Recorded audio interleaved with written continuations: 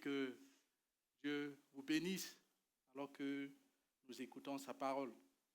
Et je suis reconnaissant au Seigneur parce que, comme je disais au premier culte, et c'est ce moment aussi me fait penser à cela parce qu'il y a 2 ans de cela, à quelques jours près, avec mon épouse, on a répondu à l'appel, on est rentré dans le ministère pastoral et ça n'a pas été une décision facile pour nous, mais en comptant sur le Seigneur, par la grâce du Seigneur, et on voit que si on compte sur le Saint-Esprit, on est capable. On ne se sent pas capable, mais avec l'aide du Saint-Esprit, on se sent capable. Et je discutais avec mon épouse hier, parce que je me suis rappelé qu'il y a une dizaine d'années, lorsqu'on voulait se marier, et ils ont organisé une prière dans leur famille, ils ont invité leur pasteur, et ils priaient pour préparer le mariage.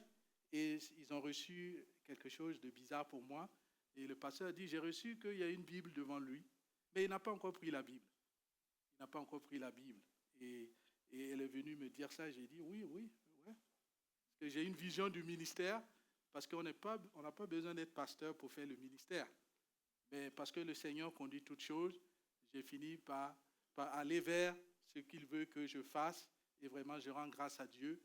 Je remercie le Seigneur pour chacun de vous, parce que c'est grâce à vos conseils, c'est grâce à vos prières que nous pouvons faire ce que le Seigneur nous demande de faire. Merci aussi à Andy et Fanja qui ont vraiment été sensibles aussi, n'est-ce pas, à l'Esprit de Dieu et qui nous ont encouragés, qui nous ont poussés. Et vraiment, je rends grâce à Dieu pour cela et pour mes collègues aussi qui sont dans le ministère pastoral pour leurs conseils. Chacun de vous, pour votre encouragement et vraiment pour ceux aussi qui rentrent pour servir d'une manière ou d'une autre. Quand on compte sur le Seigneur, quand on compte sur son esprit, on peut faire des exploits, on peut faire des grandes choses. Et c'est vraiment important de pouvoir espérer et compter sur le Seigneur. Et ce matin, n'est-ce pas, alors qu'on est vraiment dans cette perspective de la semaine de jeûne et prière, et que vraiment je veux vous apporter un encouragement, vraiment vous dire que c'est le Saint-Esprit, vraiment vous avez besoin du Saint-Esprit. Vous avez besoin du Saint-Esprit. Le Saint-Esprit n'est pas réservé à une élite, le Saint-Esprit n'est pas réservé à un certain nombre de personnes, à certains ministères, mais le Saint-Esprit est pour tout le monde. Tout le monde a besoin du Saint-Esprit. Et c'était pas prévu que je prêche aujourd'hui, mais le Seigneur a conduit toutes choses. Et le passage que j'avais reçu plus d'1 mois, n'est-ce pas, à l'avance, parce que généralement ceux qui sont prédicateurs, ils savent qu'une fois que tu finis ta prédication, tu commences à prier, parce que tu sais qu'il y a une deuxième qui arrive et le Seigneur t'inspire. Et ça peut prendre du temps. Et j'avais déjà reçu ce verset qui est vraiment à propos par rapport à la semaine de jeûne et prière que nous allons avoir. Donc le passage qu'on va lire ce matin se trouve dans Exode 31, versets 1 à 5. Exode 31, versets 1 à 5.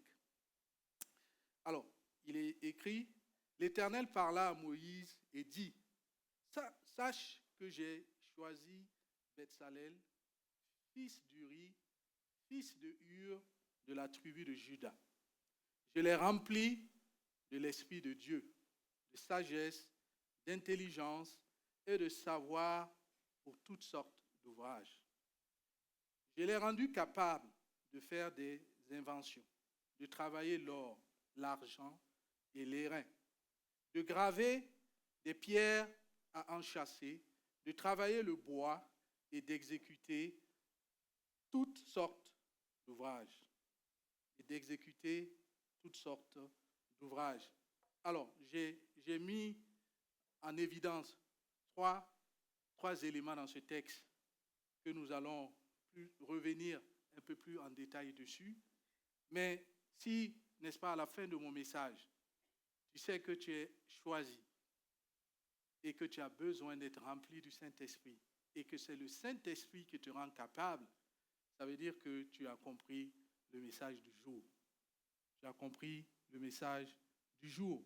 Alors, si on regarde un peu le contexte, si on regarde les chapitres qui ont précédé le chapitre 31, on va se rendre compte que, comme Love disait tout à l'heure, Dieu avait convoqué Moïse à la montagne.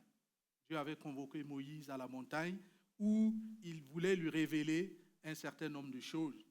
Et Moïse va y aller, il y a tout un cérémonial qui entoure cela. Il va monter sur la montagne et Dieu va commencer à lui révéler un certain nombre de choses, notamment en ce qui concerne la construction du tabernacle. Dieu va vraiment parler à Moïse et dans les différents chapitres, nous allons voir qu'à partir du chapitre 25, Dieu va lui donner des instructions précises sur l'arche de l'Alliance. Un certain nombre d'éléments, le métrage, tout un détail que Moïse, n'est-ce pas, va pouvoir utiliser pour construire l'arche de l'Alliance. À partir du verset 26, Dieu va donner une description précise aussi du tabernacle. Dieu va donner une description précise du tabernacle, les tapis, tout ce qui doit être utilisé, n'est-ce pas, avec des détails vraiment assez impressionnants. Et je me rappelle, je réécoutais l'année passée Exode dans ma voiture. Et lorsque je suis arrivé à cette partie, je me suis demandé comment Moïse allait faire. Parce que moi-même, je n'y comprenais rien. Parce qu'il y avait beaucoup de détails, les couleurs des fils, etc. Dieu a donné des précisions vraiment très, très millimétrées. À chaque partie du verset du chapitre, on va dire 28, il va donner aussi des instructions sur les vêtements sacerdotaux.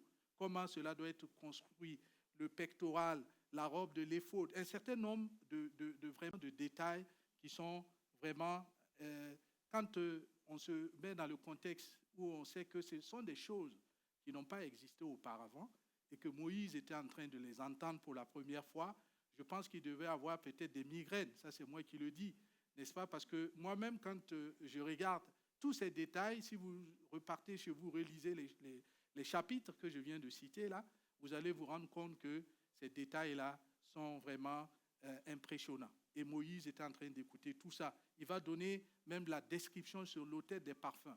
Donc, si on se met à la place de Moïse, on peut se dire que Moïse, c'était comme une montagne qui se dressait devant lui. Il devait se demander comment il allait faire pour vraiment exécuter ces ouvrages-là. D'autant plus que, si vous regardez dans ces chapitres, Dieu est en train de s'adresser à Moïse. Tu. Ça veut dire que le chapitre 31 n'était pas encore arrivé et que Moïse prenait ces choses-là. Et quand on considère aussi le contexte, vous savez que Moïse, il n'avait pas, à un moment donné, lorsque Dieu lui avait dit de parler au rocher et qu'il avait frappé le rocher, ça lui avait coûté sa place, n'est-ce pas, dans la terre promise. Et là, Dieu est en train de donner beaucoup de détails. Donc, il devait se demander qu'est-ce qu'il allait se passer, comment j'allais faire tout ça. Et donc, c'était vraiment, pour lui, je pense, quelque chose d'insurmontable.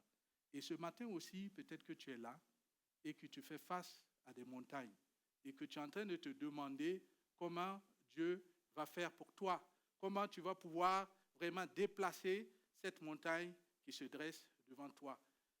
Cette montagne peut être de différentes sortes. Ça peut être vraiment par rapport à ta famille, par rapport à des projets que tu as, même par rapport à un projet de construction aussi, n'est-ce pas? Tu as besoin vraiment de réponses. Tu as besoin vraiment d'être vraiment encouragé ce matin parce que Dieu a une solution. Dieu a une solution et Dieu va pourvoir à une solution pour Moïse. C'est ce que nous avons lu dans le chapitre 31. Dieu va rassurer Moïse en lui disant, j'ai choisi Beth-Salel. J'ai choisi Beth-Salel et je l'ai rempli du Saint-Esprit. Et je l'ai rempli du Saint-Esprit. Et donc, ce matin, si tu es là aussi, le Saint-Esprit est une solution pour toi. Dieu veut, n'est-ce pas, te donner la capacité de faire face à tes difficultés, à tes défis, avec l'aide du Saint-Esprit. Il t'appartient de pouvoir vraiment dire Saint-Esprit que tu as besoin de lui. Tu as besoin du Saint-Esprit. C'est vraiment le titre de mon message du jour. Tu as besoin du Saint-Esprit. Peut-être que tu es un chrétien et que tu te dis, je respecte la parole de Dieu. Vraiment, je pense que par rapport à plein de gens, je n'ai pas beaucoup de choses à me reprocher et que je peux continuer ma vie chrétienne telle qu'elle est. Parce que je pense que le Saint-Esprit, c'est pour des gens spirituels, c'est pour des gens qui veulent guérir des malades, c'est pour des gens qui veulent prophétiser, c'est pour des gens qui veulent donner des paroles de sagesse. Moi, je n'ai pas besoin de ça. Je pense que ma vie chrétienne me suffit telle qu'elle est. Je pense que je vais aller au ciel et que je n'ai pas forcément besoin d'être rempli du Saint-Esprit. Pour autant, comme nous le voyons ici, Dieu lui-même a rempli Belsalel du Saint-Esprit. Alors qu'il avait une mission à le confier, Dieu l'a rempli du Saint-Esprit. C'est dire que chacun de nous ici, nous avons besoin d'être remplis du Saint-Esprit. Ce n'est pas une option. Dieu donne sa parole, mais il donne aussi son esprit. Un chrétien équilibré, c'est lui qui connaît la parole, c'est lui qui marche aussi avec l'esprit. Les deux doivent aller de pair. Et ce matin, je veux que tu saches que tu as besoin du Saint-Esprit et que, alors que nous rentrons dans cette semaine de jeûne de prière à partir de demain, pour vraiment vivre la puissance du Saint-Esprit, il faut que tu puisses vraiment avoir ce besoin-là, parce que le Saint-Esprit ne va pas te bousculer forcément, il ne va pas te forcer, mais c'est à toi de lui dire que tu as besoin de lui, que tu as besoin qu'il prenne le contrôle de ta vie, et le Saint-Esprit va faire son travail. Jésus lui-même a dit qu'il est plus avantageux pour vous que je m'en aille. Il est plus avantageux pour vous que je m'en aille. Jésus a vaincu et il est assis à la droite du Père, attendant que Dieu fasse de ses ennemis son marchepied. Jésus est assis à la droite du Père. Mais il ne nous a pas oubliés, il nous a donné son Saint-Esprit et il appartient à chacun de nous de pouvoir vraiment rentrer dans cette dimension de recherche et vraiment de dépendance par rapport au Saint-Esprit.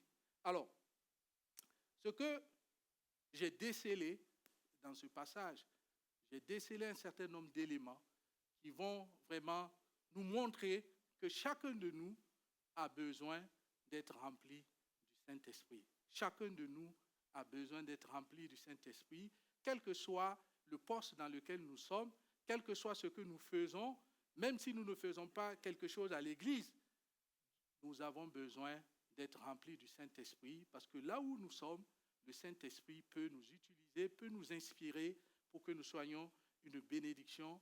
Et de toute façon, nous sommes en mission. Dieu est un Dieu de mission. Et Dieu est un Dieu de mission.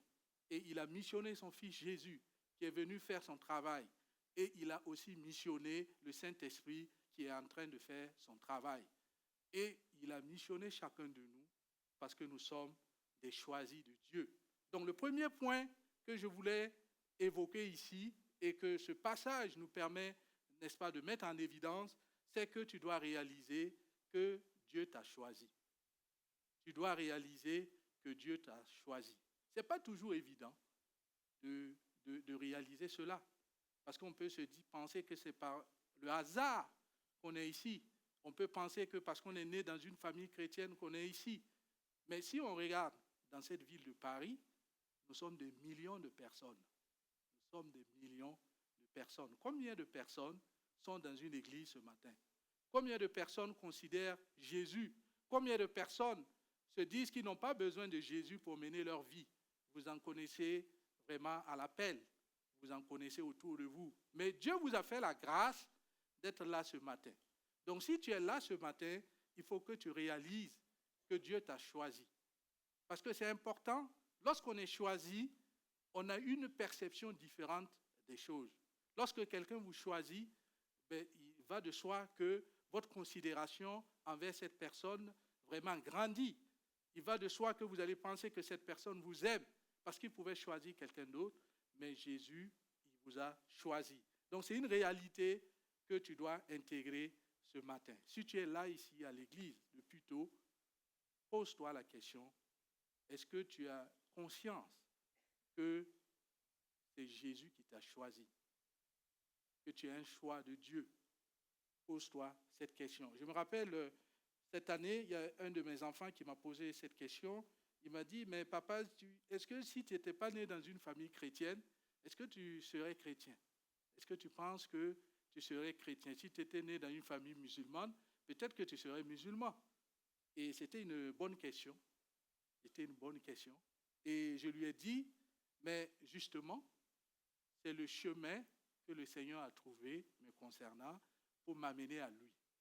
C'est le chemin que le Seigneur a trouvé, toi qui es né dans une famille chrétienne, pour t'amener à lui, parce que comme Betsalel, il a une mission pour toi. On a des gens ici qui ne sont pas nés dans une famille chrétienne, mais que le Seigneur a fait qu'ils puissent les rencontrer, n'est-ce pas? De façon miraculeuse pour certains. Certains ont rencontré le Seigneur de façon miraculeuse. Et je me rappelle, lors du dernier baptême, il y a eu une des personnes qui disait qu'il avait une boule, n'est-ce pas, au niveau d'un de ses doigts. Et alors qu'elle était en train de faire des courses, alors qu'elle voulait s'engager avec le Seigneur, et bien, la boule a disparu alors qu'elle faisait les courses. Et donc, cela l'a amenée à vraiment savoir qu'elle doit s'engager avec Jésus. Et donc, chacun de nous a un cheminement. C'est le moyen par lequel le Seigneur l'a choisi. Et il était de même pour Betsalel. Dieu avait un plan. Moïse n'était pas au courant, mais Dieu avait déjà tout pourvu. Et donc, pour chacun de nous, nous ne sommes pas là par hasard. C'est que Dieu a un plan pour nous et nous devons en être conscients et pouvoir accomplir ce plan que Dieu a pour nous. Dans Jean 15, verset 16, il est dit, « Ce n'est pas vous qui m'avez choisi, mais moi, je vous ai choisi et je vous ai établi. » Le Seigneur t'a établi quelque part, certainement à l'église, dans ta famille, dans ton travail, dans l'endroit où tu habites. Il faut que tu saches que tu as été choisi pour quelque chose. Et quand on est choisi pour quelque chose, ben, il en va de soi qu'il y a une responsabilité qui est attachée à cela. Et il va de soi qu'il y ait une responsabilité qui est attachée à cela. Alors, si nous regardons aussi ce passage, nous voyons que Dieu a préparé l'ouvrage. Dieu avait ses plans, il avait tout préparé et il a donné des instructions précises à Moïse.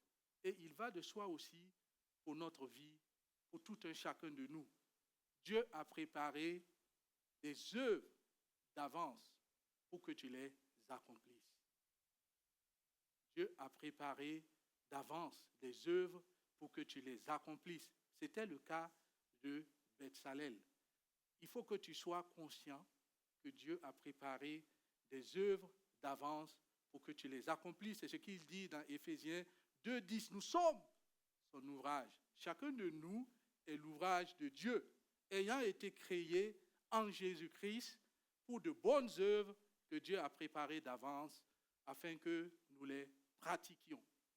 Et on peut mal comprendre, n'est-ce pas, ce passage. On peut se sentir pas concerné parce qu'on se dit que les œuvres que Dieu a préparées, c'est pour les pasteurs, c'est pour les gens qui sont dans les services, c'est pour les gens qui s'engagent.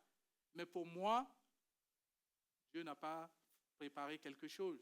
C'est ceux qui ont des ministères, c'est ceux qui ont des talents. C'est à eux que Dieu a préparé quelque chose. Et pour autant, nous sommes son ouvrage et Dieu a un but précis pour chacun de nous. Et je pense que dans Colossiens 3, versets 23 à 24, je pense que pour rentrer dans une bonne dimension des choses que Dieu a préparées d'avance pour nous, il faut aussi considérer ce passage où le Seigneur nous dit, tout ce que vous faites, faites-le de bon cœur, comme pour le Seigneur et non pour les hommes. Tout ce que vous faites, faites-le de bon cœur. Et donc, le Seigneur a préparé des bonnes œuvres pour vous. Ce ne sont pas seulement des œuvres spirituelles. Dieu a préparé des œuvres pour que vous puissiez les accomplir. Pour Betsalel, c'était le temple. Il a bâti le temple. n'est-ce pas, le tabernacle. Et Dieu, il a eu besoin du Saint-Esprit pour faire cela. Donc chacun de nous a besoin du Saint-Esprit pour faire ce que Dieu lui demande de faire. Dieu a préparé des bonnes œuvres. Si tu es par exemple à l'accueil et que tu accueilles les gens à l'église, tu as besoin du Saint-Esprit pour faire bien ton travail. Si tu t'occupes de la sécurité, tu as besoin du Saint-Esprit pour faire le travail, pour faire les bonnes œuvres que le Seigneur a préparées d'avance. Parce que si tu sais que tu as besoin du Saint-Esprit pour cela, ben tu vas prier et le Saint-Esprit va t'inspirer. Peut-être que tu as accueilli quelqu'un le matin, tu lui as simplement dit bonjour et c'était la réponse que la personne avait besoin. Dieu peut t'utiliser d'une manière incroyable pour toucher des gens. Ce n'est pas seulement ceux qui parlent ici, qui ont la chair, qui font les bonnes œuvres que le Seigneur a préparées d'avance. Et je me rappelle, alors que je vous parle qu'il y a une vingtaine d'années en arrière, alors que je voulais reprendre des études et que je priais le Seigneur, j'ai envoyé mes inscriptions et puis je me demandais, parce que j'avais commencé à travailler un peu, à gagner un peu d'argent, je me posais la question, est-ce que je vais laisser le travail pour reprendre les études? Et ça, c'était quelque chose qui m'empêchait de bien dormir. Et je priais le Seigneur, je lui disais, montre-moi le chemin, qu'est-ce que je dois faire? Et un jour, alors que l'échéance de ma décision s'approchait, alors que j'étais au culte le matin et que je suis sorti, j'ai croisé un frère qui m'a salué et il m'a dit, et si tu reprenais tes études? Et si tu reprenais tes études? Et moi, j'ai capté ça. J'ai compris que c'était la réponse que le Seigneur avait mis pour moi. Ce jour-là, j'ai écouté le message. Il y a plein de choses qui se sont passées. Mais Dieu a utilisé cette personne pour me parler. Et si je n'avais pas vraiment eu ce message, mon assurance par rapport au projet que je voulais entreprendre serait différente et que je ne serais pas certainement devant vous ici. Mais le Seigneur a utilisé cette personne pour me parler, pour me toucher. Cette personne d'ailleurs est devenue pasteur. Mais ça ne veut pas dire grand-chose. Mais c'est pour dire que c'est quelqu'un qui travaillait avec le Saint-Esprit et qui était à l'écoute du Saint-Esprit. Et le Saint-Esprit lui a permis de dire quelque chose qui m'a fait du bien. D'ailleurs, il faut que je lui dise un de ces jours, parce que je n'ai pas encore eu l'occasion de le lui dire. Et je promets de lui dire la prochaine fois que je vais le rencontrer, parce que ça va l'encourager. Amen. Dieu a préparé des œuvres pour que tu les accomplisses. Dieu a préparé des œuvres pour que tu les accomplisses et tu as besoin, comme Bethsalel, du Saint-Esprit. Tu as besoin du Saint-Esprit. Quelle que soit la grandeur de la mission, tu as besoin du Saint-Esprit. Tu ne vas pas pouvoir atteindre la bonne cible si tu ne travailles pas avec le Saint-Esprit. Parce que c'est comme ça que Dieu a prévu les choses. Il y a la parole, mais il y a l'Esprit que Dieu nous donne pour que nous puissions vraiment avancer et accomplir les bonnes œuvres qu'il a préparées d'avance. Alors, tu as besoin d'être rempli du Saint-Esprit parce que si on regarde cette histoire, on peut se dire, pourquoi Dieu a procédé de la sorte? Dieu a convoqué Moïse, il lui a donné un certain nombre de plans, de choses à faire. Ce même Dieu-là qui a créé l'univers, simplement par la parole. Dieu a parlé et les choses ont existé. On pouvait se dire que Dieu pouvait, n'est-ce pas, juste dire un mot et le tabernacle allait apparaître dans le camp, n'est-ce pas? Dieu pouvait dire simplement un mot et le tabernacle allait apparaître. Mais Dieu n'a pas procédé ainsi. Dieu a procédé par collaboration. Dieu veut collaborer avec chacun de nous pour pouvoir atteindre le dessein qu'il a. Dieu veut collaborer avec chacun de nous. Et donc, dans cette collaboration que Dieu a pour chacun de nous, nous avons besoin de son esprit. Parce que c'est ce qui s'est passé avec Bethsalel. Dieu l'a choisi, il pouvait juste le doter d'intelligence et de sagesse, mais il a jugé nécessaire de lui donner, de le remplir de l'Esprit Saint. Parce qu'il sait que c'est avec l'Esprit que les choses vont pouvoir aller comme il faut. Parce que l'Esprit qui est là, il est le consolateur. Il va te consoler, il va t'aider lorsque tu vas passer par un moment difficile. Il va te conduire dans toute la vérité. Parce que c'est ce que Jésus dit. Quand l'Esprit sera venu, il nous conduira dans toute la vérité. Et donc, chacun de nous a besoin vraiment d'être conduit par l'Esprit. L'Esprit qui était avec Beth-Salel, c'est le même esprit que le prophète Joël a prophétisé en disant que dans les derniers temps, le Dieu répandra de son esprit sur toute chair. C'est le même esprit qui était avec les rois, les gens que Dieu avait choisis, les juges, c'est que Dieu dotait de son esprit. Sauf que quand on regarde dans l'Ancien Testament, Dieu, vraiment, il dotait de son esprit seulement les personnes qu'il avait choisies, n'est-ce pas? Mais chacun de nous, ici, est un choix de Dieu, comme on l'a dit au début, n'est-ce pas? Tous les disciples du Seigneur, tous ceux qui croient au Seigneur Jésus, ils peuvent être remplis du Saint-Esprit. Et Dieu veut que chacun de nous soit rempli du Saint-Esprit. Parce que c'est avec l'Esprit que nous allons être équipés comme il faut. C'est avec l'Esprit que nous allons pouvoir gagner les batailles. C'est avec l'Esprit que nous allons pouvoir aller dans la bonne direction, que nous allons aller dans toute la vérité. Tu as besoin d'être rempli du Saint-Esprit. Et être rempli du Saint-Esprit ne se limite pas à une expérience vécue il y a 10 ans, il y a 5 ans. J'ai été baptisé, j'ai parlé une seule fois en langue. Ce n'est pas ça, être rempli du Saint-Esprit. C'est le signe initial. Mais qu'est-ce qui prouve dans ta vie que tu es rempli du Saint-Esprit? Qu'est-ce qui prouve dans ta vie que tu es rempli du Saint-Esprit? Est-ce que tu es sous l'influence du Saint-Esprit? Est-ce que tu travailles avec le Saint-Esprit? Est-ce que quand tu as besoin de faire quelque chose, est-ce que tu consultes le Saint-Esprit? Est-ce que c'est la question que je te pose ce matin? Est-ce que le Saint-Esprit, pour toi, c'est juste une expérience? Ou le Saint-Esprit, c'est une personne avec laquelle tu collabores, avec laquelle tu discutes, avec laquelle tu présentes tes préoccupations? Parce que c'est ce que Jésus nous a laissé. Jésus nous a laissé son Saint-Esprit pour que nous puissions travailler, collaborer, pour qu'il puisse nous conseiller, pour qu'il puisse nous diriger. Ce matin, tu dois te poser la question. Est-ce que tu négliges pas le Saint-Esprit?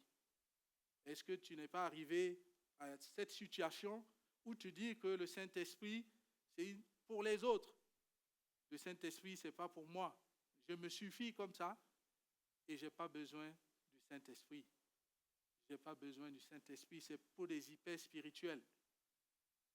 Pour autant, même pour les artistes qui devaient travailler le temple, Dieu a jugé bon de les remplir du Saint-Esprit.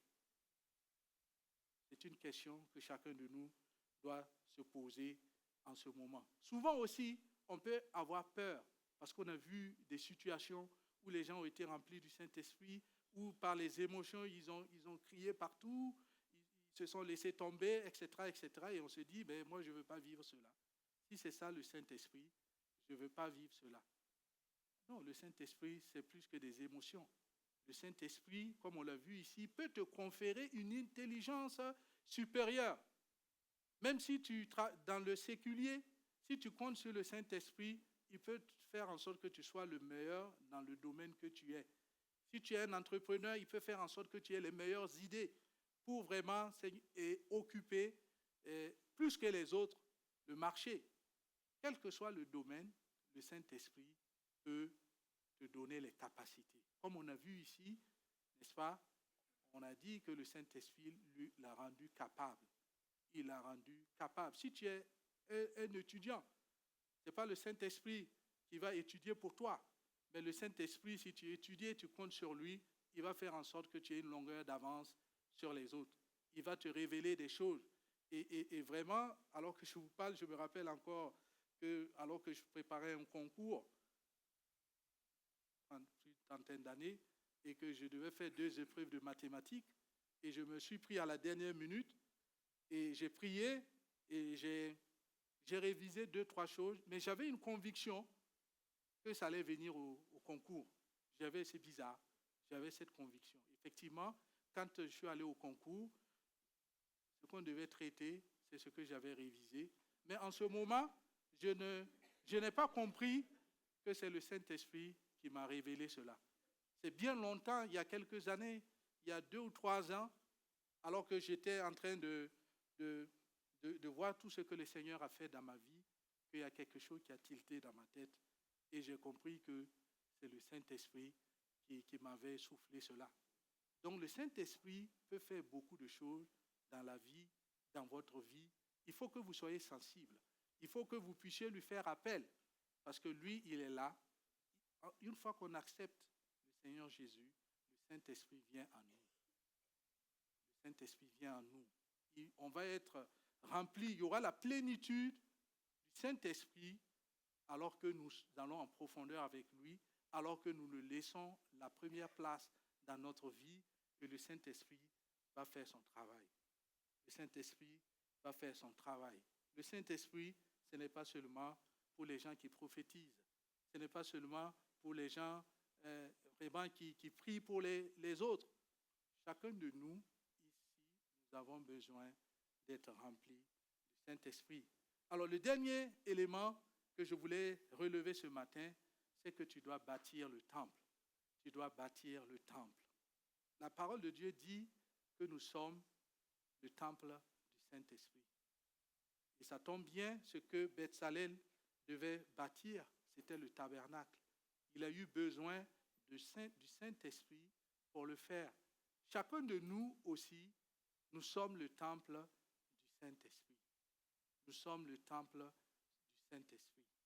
Et c'est avec le Saint-Esprit que nous allons bâtir le temple qui sera à la gloire de Dieu. Nous allons bâtir le temple qui sera à la gloire de Dieu.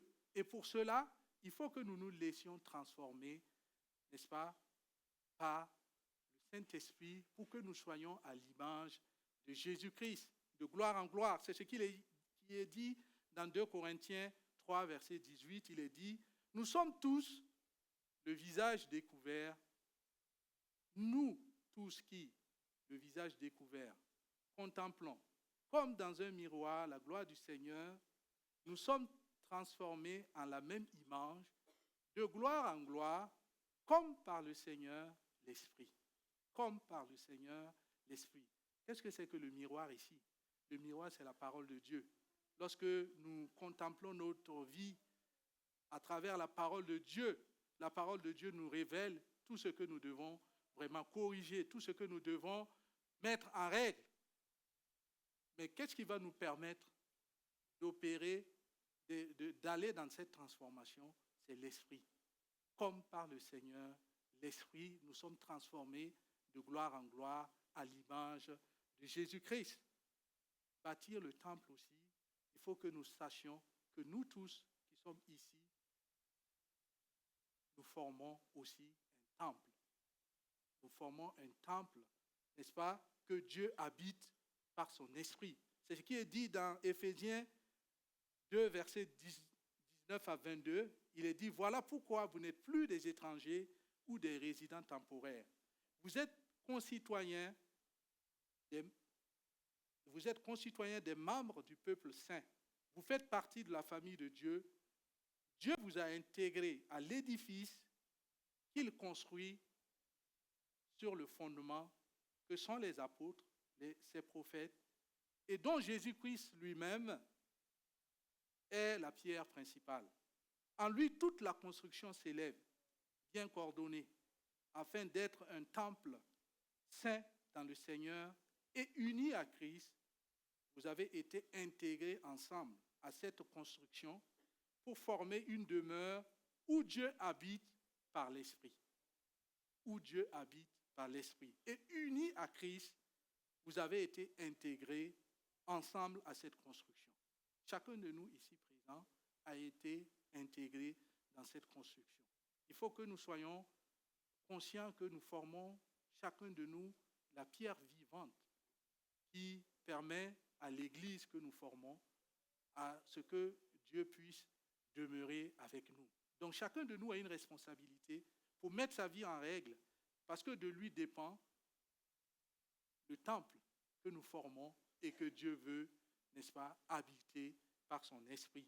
C'est une responsabilité. Chacun de nous doit bâtir son temple, mais chacun de nous aussi doit bâtir le temple que nous formons en tant qu'Église, pour que Dieu a une mission pour chacun de nous, de façon individuelle, mais Dieu aussi a une mission pour notre Église. On dit qu'on veut être une Église hôpital, et que donc cette mission-là incombe à chacun de nous, mais chacun de nous aussi a sa mission spécifique. Alors, en conclusion, ce matin, je voudrais que tu réalises, encore une fois, que tu as besoin du Saint-Esprit. Tu as besoin du Saint-Esprit. Et nous rentrons dans une semaine de jeûne et prière. Le pasteur Andy va donner plus de détails tout à l'heure. Mais cette affaire ne concerne pas que les autres. Cette affaire ne concerne pas que les autres. Toi aussi, tu as besoin du Saint-Esprit. Toi aussi, tu as besoin du Saint-Esprit. Toute la Bible nous affirme que nous dépendons totalement de l'Esprit de Dieu.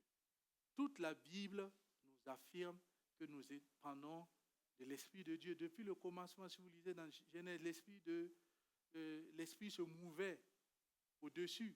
L'Esprit a toujours été là. Et l'Esprit est là.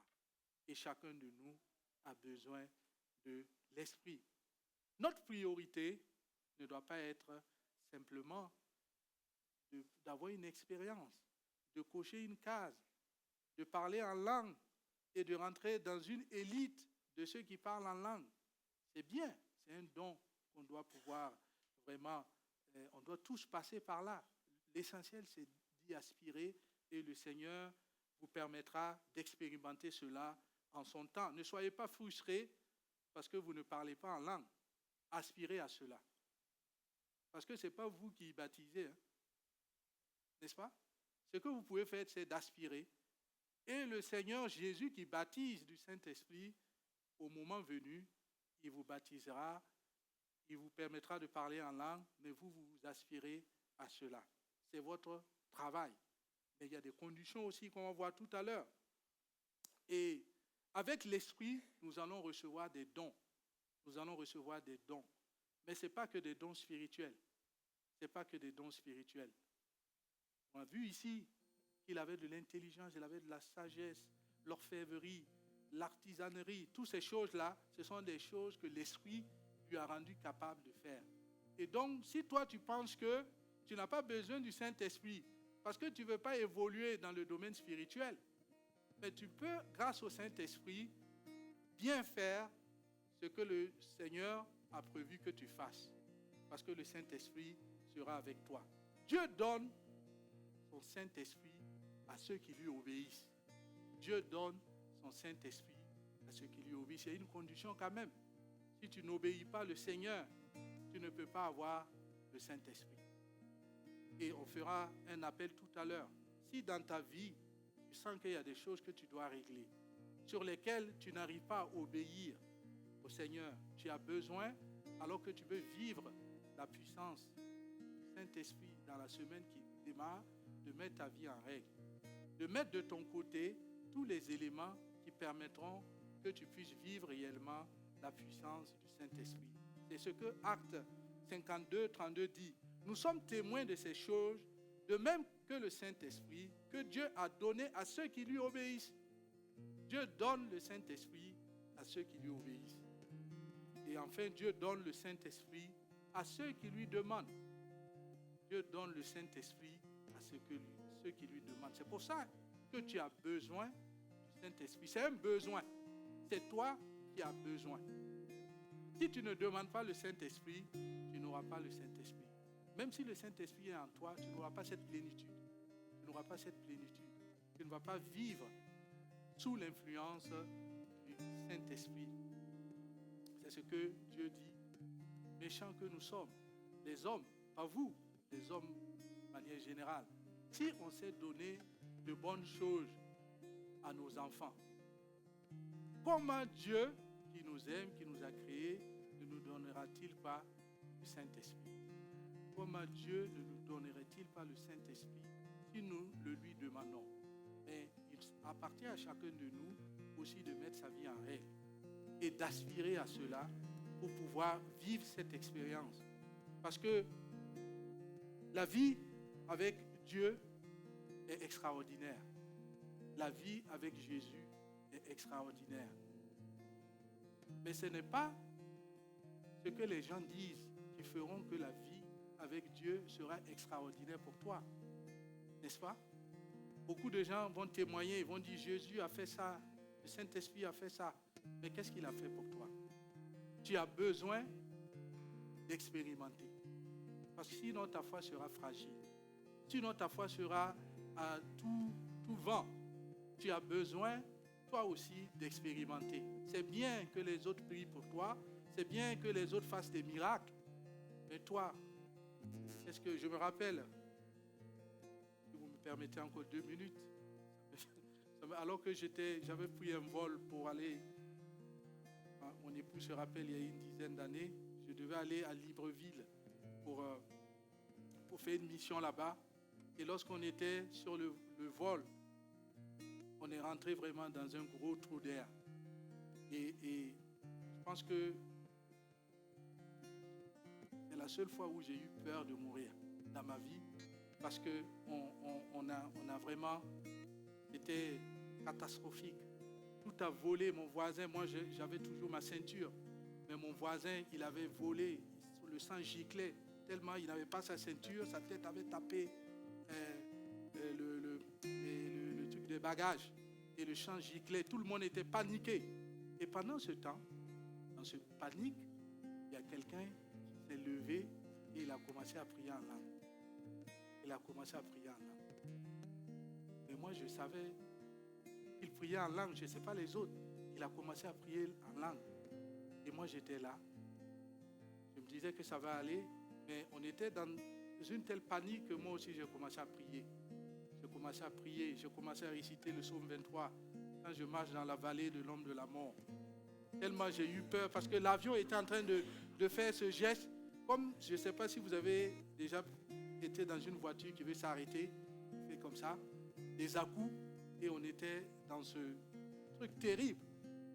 Et on est arrivé à l'aéroport, on n'a pas pu atterrir, on est reparti. Donc nous, on était paniqués, on se disait qu'on ne pouvait même plus atterrir et que c'est la fin. Et donc on était dans cette ambiance et lui, régulièrement, il se levait, il priait en langue. Et moi, j'étais là. Et quand on est descendu, le pilote, généralement le pilote, il sort le dernier. Il était le premier dehors, il était en train de fumer. Il était en train de fumer. Et moi, je lui ai demandé, j'ai dit, qu'est-ce qui s'est passé? Et il m'a dit, mais on est rentré dans un gros trou d'air. Lui-même, il pensait que c'était fini.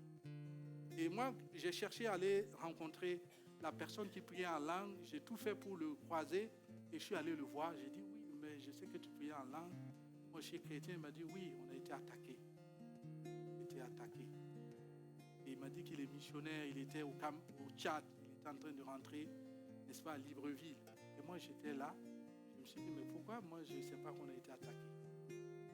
Pourquoi moi, je ne sais pas qu'on a été attaqué?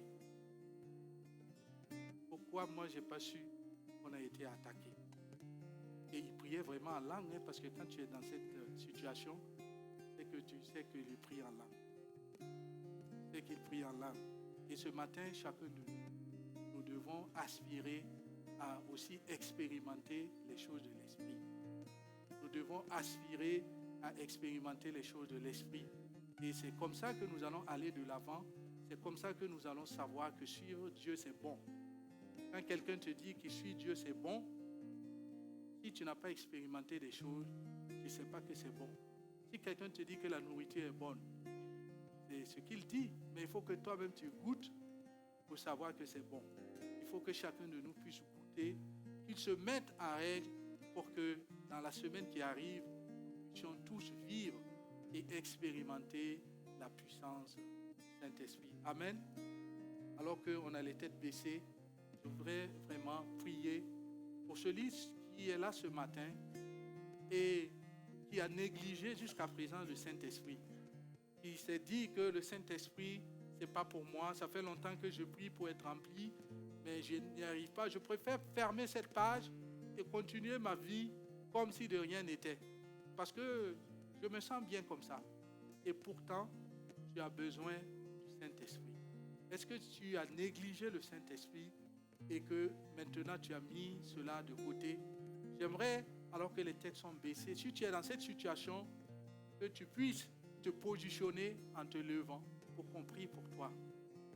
Pour qu'on prie pour toi, pour que tu puisses vraiment expérimenter le Saint-Esprit, pour que tu sois vraiment rempli, que tu puisses vraiment créer les conditions pour dire au Saint-Esprit que tu as réellement besoin de lui.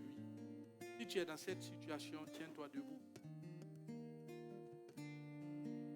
Si aussi tu as des difficultés pour obéir, parce qu'on a dit que Dieu donne le Saint-Esprit à ceux qui lui obéissent. S'il y a des choses à régler dans ta vie, je prie que tu puisses te lever pour qu'on t'aide. Peut-être que tu essayes par tes propres forces et que tu n'y arrives pas. On va prier pour que tu puisses avoir la force, que le Saint-Esprit, qui voit ton engagement, puisse te donner la capacité de marcher dans l'obéissance afin de pouvoir aussi expérimenter et vivre la plénitude du Saint-Esprit. Une minute encore, s'il y a quelqu'un, en plus de ceux qui se sont déjà debout, s'il y a quelqu'un qui est dans cette aspiration, qu'il se tienne debout afin que nous puissions prier, qu'il rentre dans cette semaine avec le bon positionnement pour pouvoir vivre pleinement ce que le Seigneur nous réserve. Seigneur Jésus, ce n'est pas en multipliant les mots que tu interviens, mais toi tu lis au fond des cœurs. Toi tu connais les aspirations. Alors que mon frère et ma soeur se tiennent debout devant ta présence, Saint-Esprit exauce sa prière. Il demande pardon parce qu'il t'a négligé, parce qu'il t'a mis de côté. Mais aujourd'hui, il reconnaît qu'il a besoin de toi. Il a besoin de toi. Agis, interviens puissamment et glorifie ton nom. Permets qu'il puisse vraiment vivre des choses extraordinaires avec le Saint-Esprit, qu'il goûte et qu'il sache qu'il est bon de marcher avec le Saint-Esprit. Je prie pour celui qui a des difficultés dans un domaine dans sa vie pour vraiment être obéissant, pour répondre, parce que tu as dit que l'obéissance vaut mieux que les sacrifices. Donne-lui la capacité de vouloir, par ton esprit, de t'être obéissant, parce que tu donnes le Saint-Esprit à ceux qui t'obéissent. Que toute la gloire soit rendue à Dieu et que son nom soit glorifié à jamais. Amen. Amen. Bienvenue à l'église La Porte. Nous aspirons tous à une vie meilleure et à la paix intérieure. Mais nos souffrances passées, même en tant que chrétiens, freinent souvent cette quête personnelle. Notre église veut être cette église hôpital, centrée sur Jésus pour soigner, équiper et faire des disciples épanouis. Sa mission, centrée sur Jésus, vise à impacter chaque individu de tout âge au service de Dieu. Aujourd'hui, nous soignons déjà par des initiatives comme Libère ton identité, des ateliers sur la parentalité ou contre les violences sexuelles. Nous accompagnons chaque personne en les équipant et les formant pour qu'elles deviennent et forment des disciples. Notre grand défi est de développer notre vision d'église hôpital en implantant de nouvelles églises hôpitaux. Dès 2025, pour que plus de personnes puissent profiter de nos ressources, nous sommes très heureux de vous annoncer notre projet d'implantation église hôpital à Courbevoie. Pour réaliser cette vision de soigner, équiper et envoyer, nous avons besoin de vous. Devenez l'un de nos 200 partenaires en vous engageant à donner 35 € ou plus par mois pour soutenir cette vision. Ensemble, soignons des vies. Jésus agit encore. J'ai été équipé. J'ai été restauré. J'ai été renouvelé. j'ai été transformée. Nous sommes heureux de pouvoir être partenaires de l'Église La Porte. Je suis un partenaire et un fier partenaire de l'Église La Porte. Je suis partenaire de l'Église La Porte. Jésus agit encore. Jésus agit encore. Jésus agit encore.